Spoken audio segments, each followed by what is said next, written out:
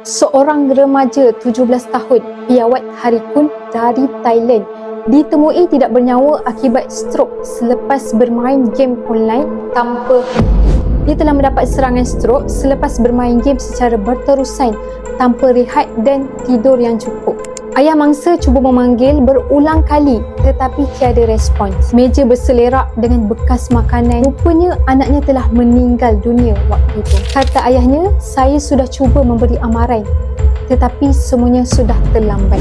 Ini bukan sekadar game, ini masalah yang sangat serius. Tolonglah kita ni ambil serius bahaya gaming disorder. Kena seimbang masa anak-anak dengan gadget.